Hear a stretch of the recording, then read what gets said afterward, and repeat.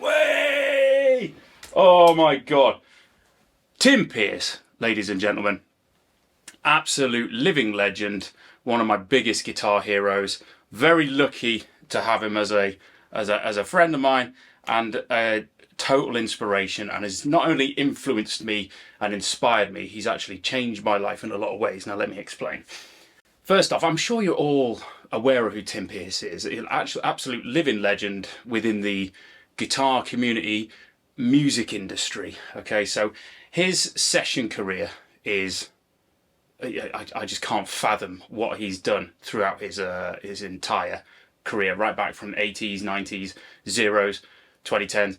I mean, and now he's one of the most prolific educators out there. You all have to go and check out. First of all, you have to go and or subscribe to his online masterclass, and it's exactly that. Classes from the master himself. But I just want to tell you quickly about a couple of things that happened. So what I just hashed through there and absolutely butchered, sorry Tim, was one of the most inspirational moments of my life was the solo from the song Queen of the Night by Whitney Houston. I know you're all thinking, really?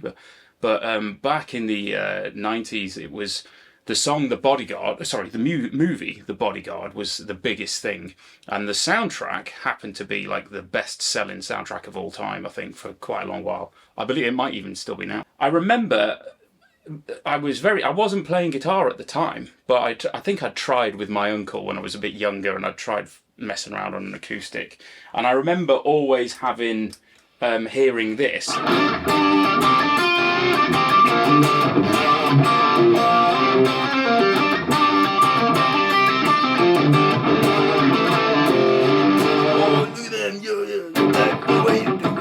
I always loved it, and it totally blew my mind, but I think I was still a bit too scared back then. But I remember particularly walking into my front room. It's such a coincidence, and my sister was watching The Bodyguard. I remember just thinking, I don't want to watch that. But it just so happened to be at a point in the movie where the title character goes to the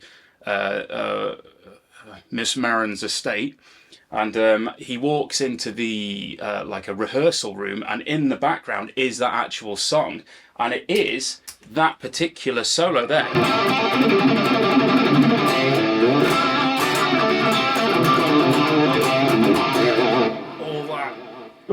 All that kicking off right there, and I remember hearing it and just being like, whoa, because even the rhythm was cool. And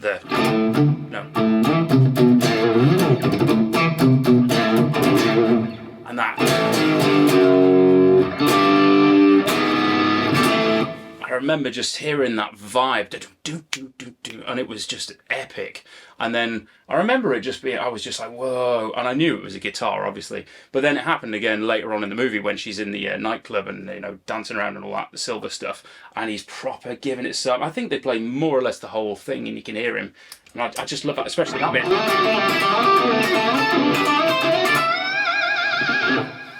Oh, what an absolute legendary moment. But from that, I remember just being fired up about guitar and just being like, oh my God, I want to learn that. And then another coincidence happened, like the following week, where I went into school, and I still remember his name. Liam Laws, his name was.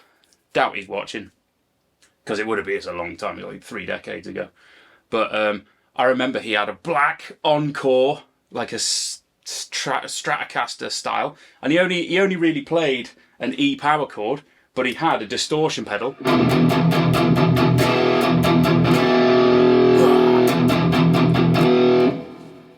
And he'd sit there, and I remember just being like, oh my God, that is amazing, I really need.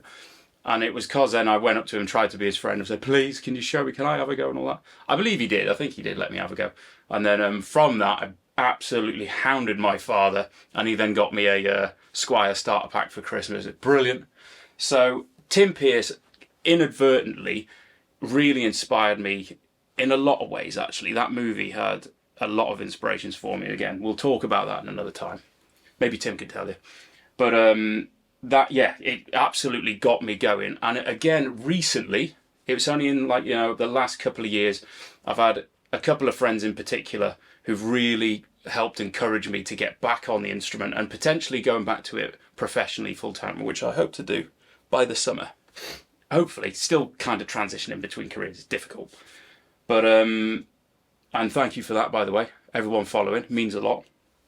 So, but just another couple of things about Tim quickly, because I hope this doesn't embarrass him, because I proper bow down to him, and he's so modest and so kind and so encouraging. And that's the thing is, recently my friends, mainly Chris Watkins again, who does all the media. Hi Chris, thank you very much. I don't like giving him too much praise, because he does do most of the work for all this. But then Justin Derrica, who's a very close friend, and he actually introduced Tim and I. That's how I met Tim. And they've all been incredibly encouraging. And let me just point out a couple of things about Tim quickly that if you haven't already know, you like another thing that he did early on that I did hear and I didn't realise it was him. Oh God, I might butcher these. Apologies. Where is it? Oh no, it's.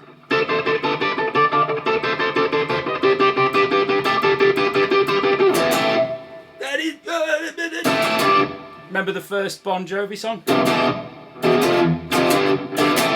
Something like that.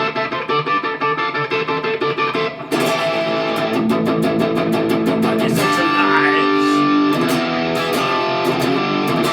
She's a little runaway.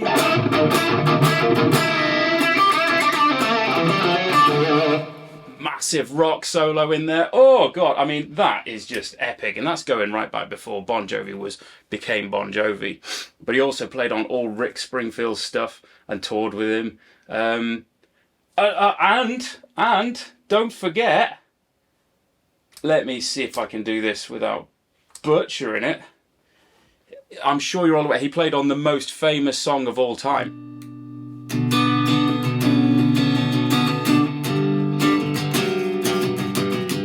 Something like that, isn't it?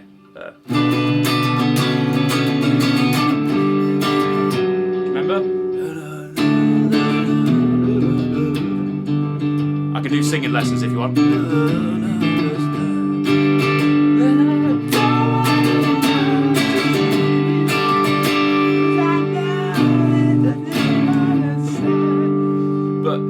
He added the little things on the mandolin to that, and the slide guitar, like even that little thing there. They just changed the song. So in my mind, he made that song what it is. Maybe I'm slightly biased anyway, but it's got the best middle eight ever, hasn't it?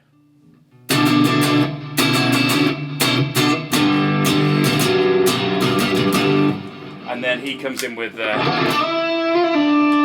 there, sorry.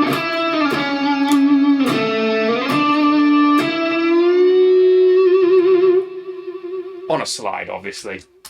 Yeah, so he's all over that. The most played song ever in history, probably. If not, probably should be. He also did, let me think. Oh God, yeah. I know everyone forgets, but he did that. Oh, I can't play. You can't really play it on here. How would you play it? And I would do anything for love, but I won't do that. Come on! Absolute legendary stuff. Yeah, Meatloaf, Bat Out of Hell too. He did all of those. Did 4 albums with Meatloaf. What a legend! I love Meatloaf. And then even you take it even more into the proper pop era. He ruled the world with Michael Jackson. Played on. How does it go? How does it go? No, apologies.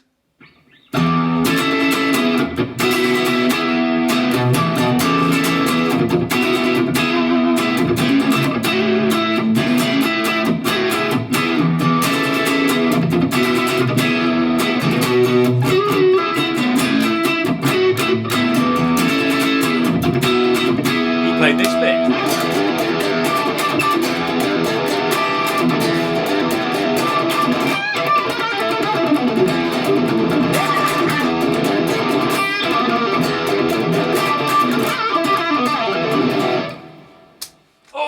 He's an absolute legend. Do you know what I nearly played there? It was that one.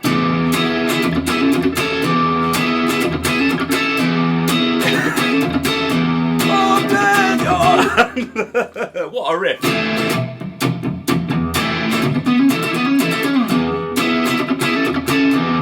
Isn't guitar the best instrument in the world? Oh, yeah, just with that chord, brilliant. I think, what else? I could be here forever. I apologise, Tim. Maybe I should stop there, because you really could. You could just have a look through his whole anthology and you can't believe some of the monstrous stuff he's played. He still plays now. He still absolutely kicks ass. But I want you all to go, and if you're not already following, I'm sure you are, because everyone does, because he's a legend. But go and sign up to his masterclass. Have a look at his YouTube channel, because again, he's got some of the best stories, and he gives away such knowledge, and opens up the fretboard for everyone, and just talking about his career and all that. I still bow down to him. Let's be honest. Anyway, all go and have a look. And again, thank you, Tim, for all the inspiration and encouragement. And I won't butcher any more of your work. Apologies. Anyway, everyone check out Tim Pearce. And I'll end with my absolute butchery of a Vinnie Moore lick here.